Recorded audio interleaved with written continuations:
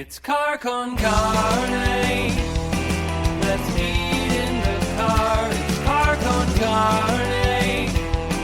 And now here's the star of our show, James Van Alstyne.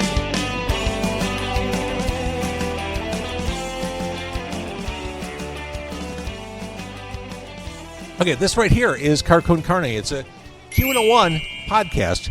I'm James Van Oslo, and Car Con Carne is sponsored by Easy Automation, easy-automation.net.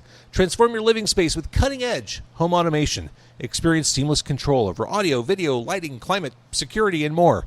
Embrace the future of smart living. It's your home, your rules. Get a quote by visiting easy-automation.net or give my friend Dan a call. Call him directly. This is his phone number. His phone will vibrate when you call this, 630-730-3728.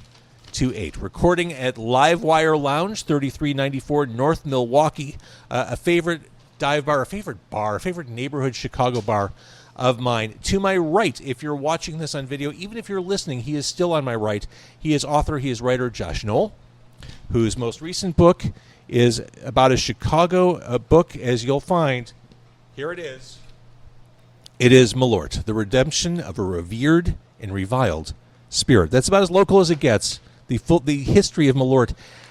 I guess first question for you, Josh. I would ask, what made you want to write this? But I kind of feel like the answer is, if you didn't, someone else was going to. Like, the story had to be told. When I had the idea to write it, my first thought was, thank God no one got to this before me. I'm so glad I thought of this when I did, because you're exactly right. If I didn't, someone else probably would have. Yeah. For a lot of reasons. One, it's a very Chicago story. It's a very interesting story. Like, this could be read as a Chicago story. This could be read as a business story. I see the red thread of this book as loyalty. Loyalty from the perspective of the owners who Malört has changed hands through very slowly through the decades. Also, loyalty from the consumer. Brand loyalty. Yeah. No, I love that.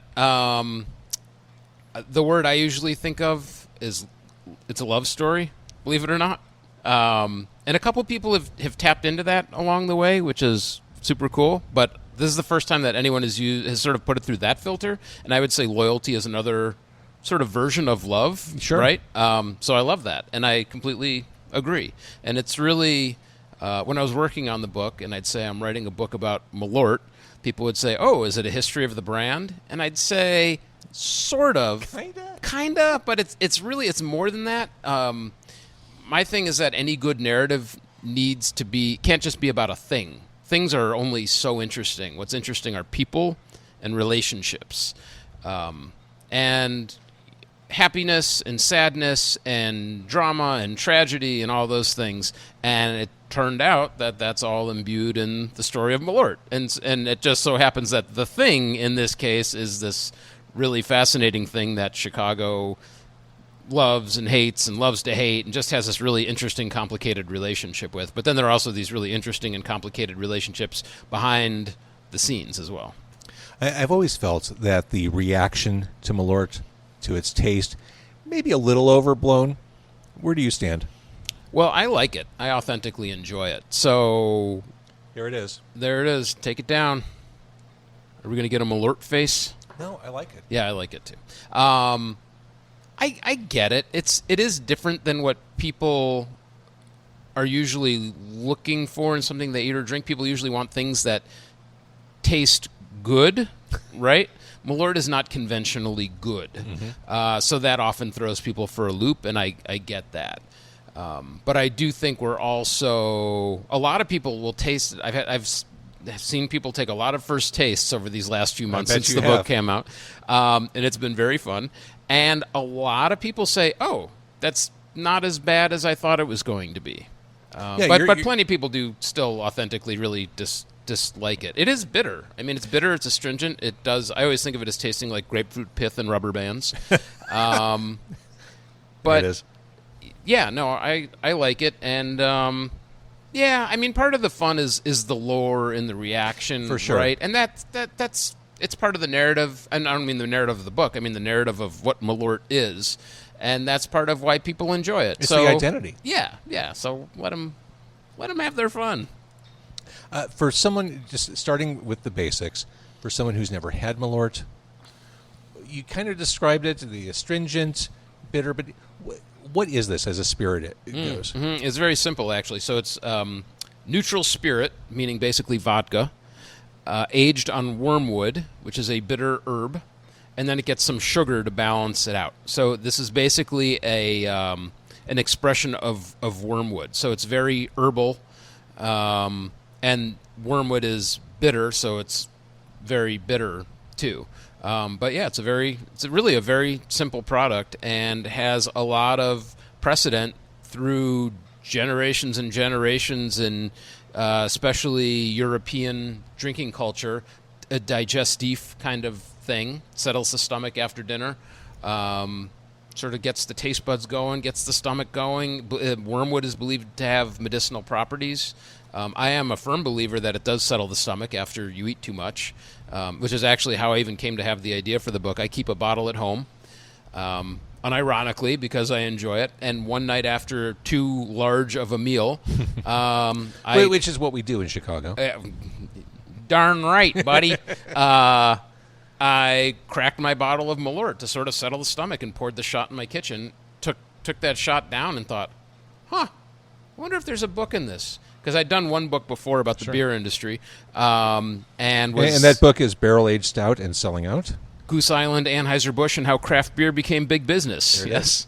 So I was sort of casting about for the second book when I had that. It was just one of those holy crap light bulb moments. I wonder if there's a book in this. And it did take 2 or 3 months of calling and sort of talking to those people that we referenced earlier, the people in the relationships. Well, who are the people? Are they interesting? Are there interesting relationships? And it turned out to all be very fascinating. But I didn't know that going in. That did take a few months of reporting to think, yeah, there is actually a pretty interesting story to be told here. And there are so few players in the history of Malört that had anyone in that chain not agreed to talk to you, it would have been trouble for your book. Yeah, totally. I mean, we're talking like 5 main players. Yeah. Really, one main player at the end of the day. Yeah. Being Pat. Yeah. And it's been, the brand has been owned by, 1, 2, 3, 4 people ever. It's almost 100 years old. It's been owned by 4 people, one of whom, Carl Jeppsson, Swedish immigrant. The Malört it's a Besk, B-E-S-K. That's the style of liquor, popular in southern Sweden. He was from southern Sweden. He introduced it to Chicago. And he would just go door to door? Yep, selling it to his fellow Swedes, which was a built-in audience for him. They would say, "Oh, Besk, I haven't seen Besk since the old country." I mean, I'm making that up because obviously I wasn't able to talk to Mr. Jeppsson, but it tracks that there would have been an obvious audience for him there. He sold it to this guy, George Brody, who owned it for 65 years. George died in 1999, left it to his secretary, and then his secretary / mistress. Well, / yeah. paramour. Yeah, all of the above. And that was one of the, so we didn't know that the conventional wisdom was that George had left the brand to his secretary, but we didn't know that she was his companion. But that certainly did raise my eyebrow when I thought, I wonder if there's a book here, a deeper story. And so that she's my central character, this woman, Pat Gablick, who's still with us, 81 years young. And yeah, you're right. If Pat, that was my first call basically for the book, and if she hadn't been open to talking with me, which she did many, many times over the course of a couple of years, and she also eventually, once we sort of established some trust between us, she said, well, why don't you come over and look through George's old things? So we went into her storage space in the basement of her high-rise and spent a few hours digging through more than a dozen boxes, and she said, just take what you want. So yeah, if without her involvement and openness, and then a handful of other characters, you're right, it would have been pretty hard to write this book. But everyone was very eager to talk about it. It wasn't all happiness. Some demons were exercised along the way, if you can believe it. Not mine, but the characters, and it just sort of all came out in this really surprisingly elaborate narrative. You mentioned George, the original owner after Carl Jeppsson. This was the only spirit in his portfolio. So George did own a liquor company when he acquired Malört in 1935. He continued to operate that company until 1953, And at that point, he sold his business, and he also had a law degree from Northwestern, and he just said, I'm going to go just practice law. But he kept one brand out of the portfolio, sold everything, and the one brand, of course, was Jeppson's Malört. Why did he keep Jeppson's Malört? I mean, it's a strange decision, and I asked Pat over and over again. I also was able to talk to George's son, who has since died. But I was, early in my reporting, I talked to him several times. And I asked him, too. Those are really the only two people who knew George intimately that I was able to interview and track down. And I said, why did he keep Malört? And they both said he just found it was his life's hobby. He was so, and whether was he a good businessman? Maybe yes, maybe no. I think he was more of an interesting businessman. He saw Malört as a challenge and something that would be hard to sell, but that fascinated him. And it was a puzzle to solve. Exactly, and it became his life's work. And up through the 20th century, you say it in the book, Malört was just something you found in old man bars. Yeah, totally. And then it started to cross over in the 21st century, and that brings us to the present day. In talking to Pat, it seems to me, just from reading this book, again, I'm going to hold it up to the camera. Hopefully I can get this on. Malört, The Redemption of a Revered and Reviled Spirit. Pat was an owner who, I mean, she was given the brand, she was given Malört. She wasn't ever necessarily all in on it. It was kind of like, I got to do this. Yeah, no, she was about half in on it all the way. So, she hated Malört. Still hates Malört. She's one of those people who just thinks it tastes terrible, so why would you ever want to drink it? Maybe it's like a cilantro thing. Some people can do it, and some people just taste it differently. I'm not sure too many people taste Malört for the first time and ever like it all that much. I would suspect people are intrigued by it, maybe, but sure. Really loving it becomes an acquired taste. But yeah, no, the way she put it is that so George also did not like Malört, but he loved the brand, he loved the challenge. And so George loved Malört, Pat loved George. So when George died, Pat just sort of kept it going to honor George. And it also was a little bit of income for her.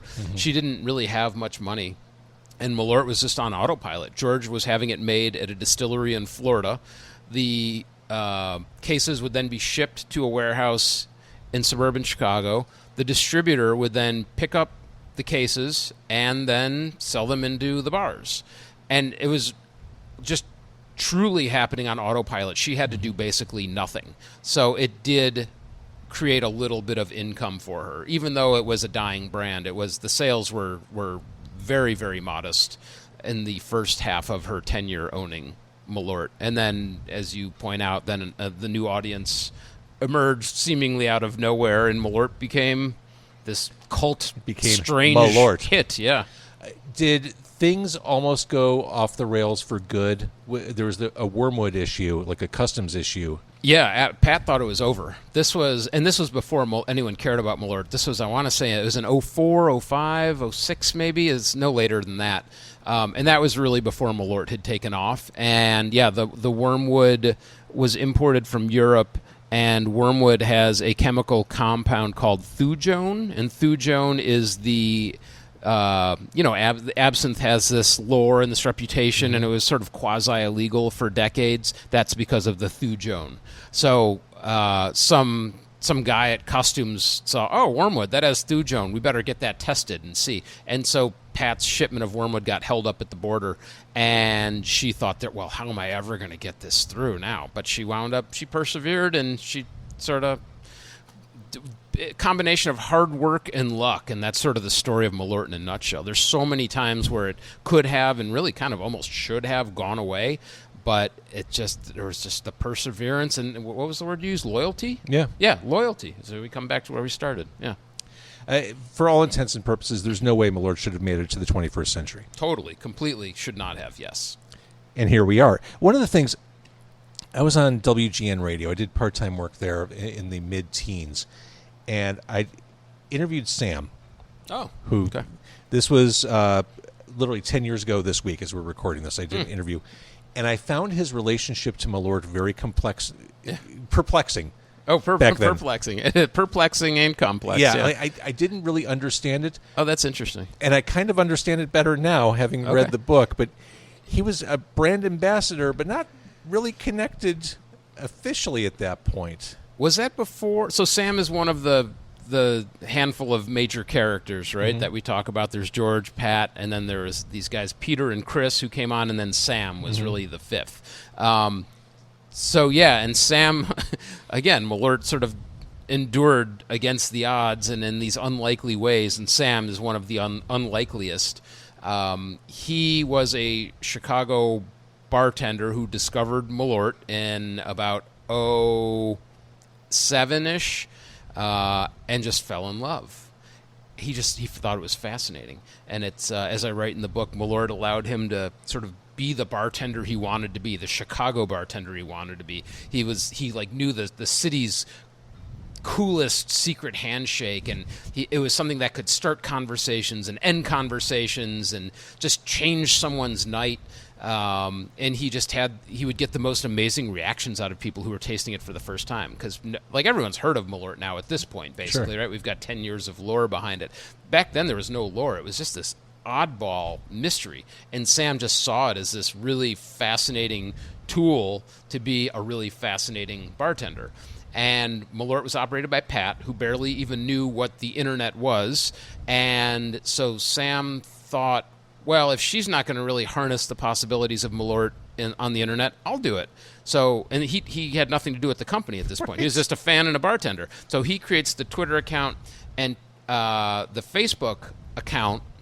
He didn't quite start the Facebook account, but he took it over from this other fan of Malört. And he became the voice of Malört on the internet, even though he had nothing to do with the company. And then he does the next logical thing, which is, well, if whoever owns Malört isn't going to make Malört T-shirts, I'll make Malört T-shirts. So he starts selling Malört T-shirts. So yes, he was Malört's #1 fan, but by a mile, and basically wound up ultimately working for the company. Pat and her lawyer were going to shut him down because who sells T-shirts on behalf of a company they have nothing to do with and owns the social media handles of a company they have no one to do with? Well, this was Malört in 2008. And so he cut Pat a check. Yeah. He sent her a check for, I think it was a couple $100 for the T-shirts. He made much more than that. Of course. But it was sort of a little tip of the cap. But he wrote her a letter with the check. He didn't say, I'm selling T-shirts. He just said, thank you for allowing me to make Malört part of my life. Here's some money. So the check never made it to her, though, because he sent it to an old address, and it got a return to sender. So he thought she was dead until she and her lawyer came knocking on his door, saying, knock it off, buddy. But she was so charmed by Sam and his love for Malört, she wound up hiring him. And this is all so improbable. So improbable. Everything you're saying, Josh, is in this book. And by the way, the check returned to sender, I said, there's no way that's true. I want to see this check. And guess what? It was in one of the boxes. So it was true. So you got that access, and you just thought, okay, here it is. I've got the keys to the car. I'm ready to go. Yeah, basically. Yeah. What surprised you the most about the discovery process for writing this?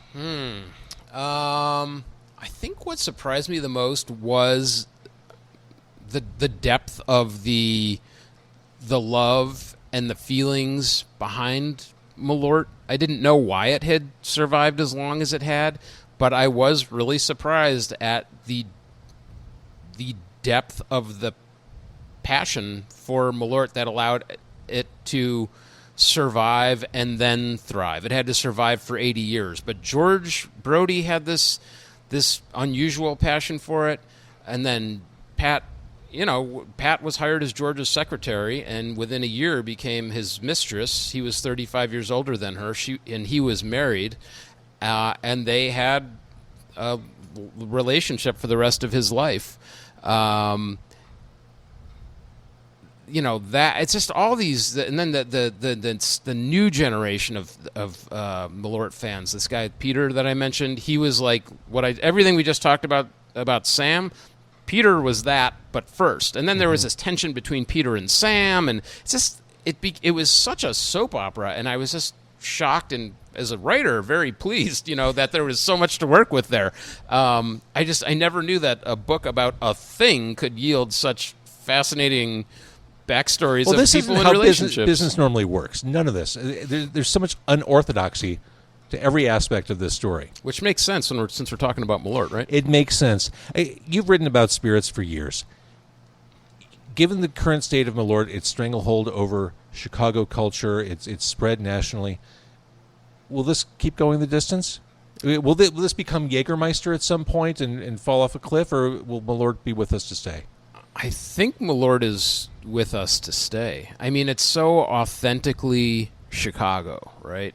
Well, and they moved the distilling to CH here in Chicago, so it's no longer in Florida. It is a local product. Correct. Through. Yeah. So in 2018, Pat did sell it to CH Distillery, which is Chicago-based, and so production came back to Chicago for the first time since the mid-'80s when it went down to Florida, as we talked about before. And that was a critical move. That had to happen for the brand. Yeah, and it's really where Malört should be made in Chicago. Yeah. Right.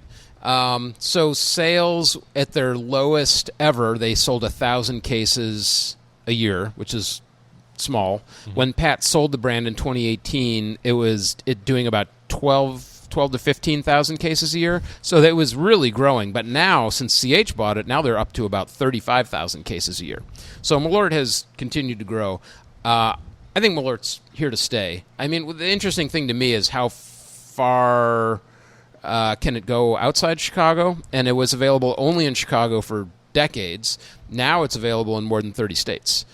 And, that doesn't mean that it's a sensation across Texas, but in the hip bars of Austin and San Antonio and Houston, yeah, it's doing pretty well. And New Orleans, it's got a nice following. So it's got these pockets. I think places where there are a little more progressive-minded drinkers, I think there's still some runway for Malört. And, if you're a bar in Chicago and you don't have Malört, what are you doing? And I don't think that's going to change. It's just it's history and authenticity, and there's such sense of place in it that it's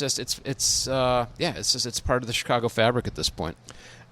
Talking about Sam, who kind of went rogue with pretty much everything he did. Mm-hmm. You say this in the book. He believed that not carrying Malört was Chicago barroom malpractice. Yeah. That's a great line. And that's why this is a funny thing about Sam, is so he worked at this bar. Again, this was before Malört was a thing. So it was still, to most people, just, ew, gross. Why would you want to have anything to do with that stuff? So the bar owner of the bar where Sam worked refused to carry it because he thought it was disgusting. Sam couldn't fathom not carrying it, so he would buy bottles himself and mule them into work in his backpack so that he could basically pour free shots. He didn't even really make any money off of it. He just poured it for free, just because it was something to start conversations and make friends and create bonds and experiences at the bar, which arguably to cultivate an experience for the customer, which is really what a great bartender does, right? Thinking about the brand, and you talk about this in the book, that there's that struggle with how to market Malört. Is it that spirit that makes strangers pucker up and make that face, or is it something where the history should be leaned into? Yeah, there have been discussions over the years. Well, maybe Malört should take itself a little more seriously as a Swedish spirit, as something from the other side of the Atlantic which carries its own culture with it. And it's just like that just never quite has worked. And I thought what was really interesting was the current owner of Malört, CH, is owned by this guy, Tremaine Atkinson, who I talked to on this podcast during COVID. Oh, okay. Yeah, he's a cool guy. Yeah. Very cool guy. And he was getting a little tired of the whole Malört face, oh, it's so gross thing. Mm-hmm. And he was thinking, well, maybe we need to find some fresh avenues to talk about it. This was coming into 2024. So he's sort of thinking, how are we going to talk about the brand in 2024? I'm going to do a little more marketing because he's trying to grow it now. And he thought, well, do we want to lean into something a little more serious, a little more practical? And then the singer-rapper Drake posted on Instagram a picture of Malört that said, I think his caption was just something like, there's no way Chicago actually enjoys this ... something like that.